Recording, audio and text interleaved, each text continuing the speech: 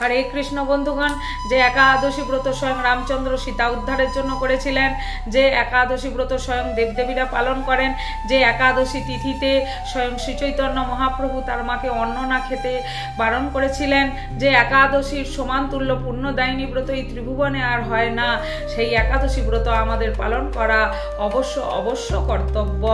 সেই একাদশী পড়লে একাদশীর ব্রত মাহাত্ম্য যতক্ষণ না পর্যন্ত আমরা শ্রবণ করছি একাদশী ব্রত সুসম্পন্ন হয় না, এবং একাদশী ব্রত করে সেই ব্রতের পালন যদি ঠিক সময় আমরা না করি তাতেও একাদশী ব্রত সুসম্পন্ন হবে না।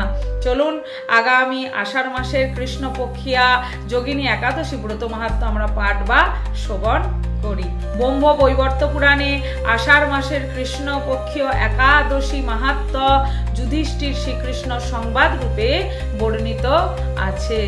মহারাজ যুধিষ্ঠির কৃষ্ণকে বলছেন, হে বাসুদেব, আষাঢ় মাসের কৃষ্ণপক্ষের একাদশীর নাম কি, তার মাহাত্ম্য কি, কৃপাপূর্বক আমার কাছে বর্ণন করুন। কৃষ্ণ বলছেন, হে মহারাজ, মহাপাপ বিনাশকারী এবং মুক্তি প্রদায়িনী এই ব্রতের কথা আমি তোমাকে বলছি, তুমি তা শ্রবণ করো। আষাঢ় মাসের কৃষ্ণপক্ষিয়া একাদশী এই জগতে যোগিনী নামে খ্যাত। মহাপাপনাশকারী এই ব্রত এবং ভবসাগরে অধপতিত মানুষের উদ্ধারের নৌকা স্বরূপ হলো এই একাদশী ব্রত। পালনকারীদের পক্ষে এটি সর্বশ্রেষ্ঠ ব্রত বলে এই জগতে প্রসিদ্ধ। প্রসঙ্গে আপনাকে একটা পৌরাণিক কাহিনী বলছি, তা আপনি শ্রবণ করুন। নগরে শিবভক্ত পরায়ণ কুবের নামে এক রাজা ছিলেন। তিনি প্রত্যহ শিব পূজা করতেন। হেমমালী নামে একজন মালী ছিল। প্রতিদিন শিব পুজোর জন্য মানস সরোবর থেকে পদ্ম ফুল চয়ন করে সে দক্ষ রাজা কুবেরকে দিতেন। বিশালাক্ষী নামে হেমমালীর এক পরম সুন্দরী রূপবতী স্ত্রী ছিলেন। তার পত্নীর প্রতি অত্যন্ত আসক্ত ছিলেন। দিন সে তার স্ত্রীর প্রতি কামাসক্ত হয়ে পড়লেন। ভবনে যাওয়ার কথা তিনি ভুলেই গেলেন। 2 প্রহর অতীত হলো। সময় চলে যাচ্ছে দেখে রাজা ক্রুদ্ধ হয়ে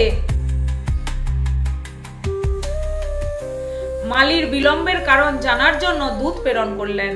সে রাজাকে বলল তিনি স্ত্রীর সাথে দূতকিরায় ব্যস্ত আছেন। দূতের কথা শুনে কুবের অত্যন্ত রেগে গেলেন এবং সেই দূতকে আদেশ করলেন যে যেন এক্ষুনি সেই মালিকে তার কাছে হাজির করা হয়।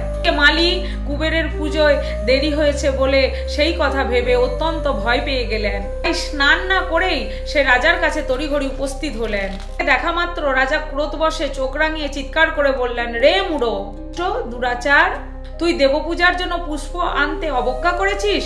আমি তোকে এক্ষুনি অভিশাপ দিচ্ছি, যা তুই শ্বেতকুষ্ঠ রোগগ্রস্ত হগে যা। তোর প্রিয়তমা ভার্যার সাথে চিরতরে বিয়োগ হয়ে যাক। নিজ তুই এই স্থান থেকে এক্ষুনি অধোগতি লাভ কর।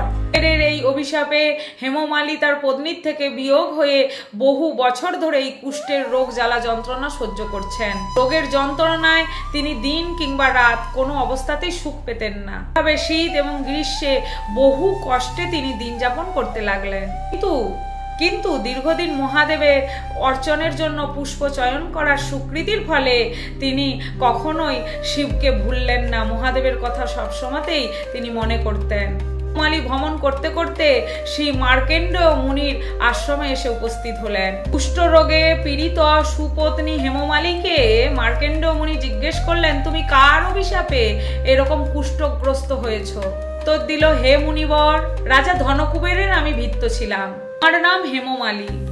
প্রত্যহ মানস সরোবর থেকে পুষ্প চয়ন করে শিব পূজার জন্য রাজাকে দিতাম। কিন্তু দুর্ভাগ্যক্রমে একদিন স্ত্রীর মনোরঞ্জন হেতু কামাসক্ত হওয়ায় সেই ফুল দিতে আমি অত্যন্ত বিলম্ব করি। রাজার অভিশাপে আমি এইরকম দুর্দশাগ্রস্ত হয়েছি। পরোপকারী সাধুগণের স্বাভাবিক কর্ম।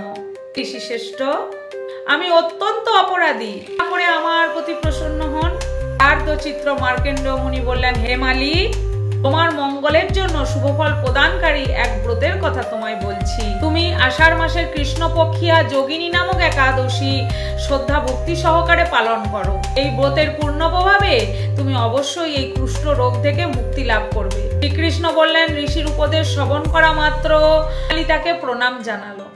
অত্যন্ত আনন্দে ঋষির উপদেশ মতো শ্রদ্ধা ভক্তি সহকারে তিনি যোগিনী একাদশী ব্রত পালন করলেন। তবে হেমমালী সমস্ত রোগ জ্বালা যন্ত্রণা থেকে মুক্তি পেল এবং পত্নীর সঙ্গে সুখে দিন যাপন করতে লাগলো। এই মহারাজ যুধিষ্ঠির এই ব্রত পালনে ৮৮,০০০ ব্রাহ্মণকে গোদানাশে লাভ করা যায়। ব্যক্তি এই মহাপাপ বিনাশকারী ও পুণ্যদায়িনী মুক্তিদায়িনী এই যোগিনী একাদশী ব্রত মাহাত্ম্য পাঠ বা শ্রবণ করে, সে সমস্ত পাপ থেকে অচিরেই মুক্তি পেয়ে যায়। হরে কৃষ্ণ বন্ধুগণ, আপনারা এতক্ষণ যোগিনী একাদশী ব্রত মাহাত্ম্য শ্রবণ করলেন। যোগিনী একাদশী ব্রত ২২শে আষাঢ় রবিবার। আপনারা সবাই মিলে এই একাদশী পালন করুন এবং ২৩ তারিখ ৯টা ২০-র মধ্যে পারণ সময় ৯টা ২০-র মধ্যে সবাই পালন করে একাদশী ব্রত সুসম্পন্ন করুন। আজকের ভিডিওটি ঠিক এতটুকুই। আপনারা সুস্থ থাকুন, ভালো থাকুন। আবার দেখা হচ্ছে ঠিক পরের ভিডিওতে। হরে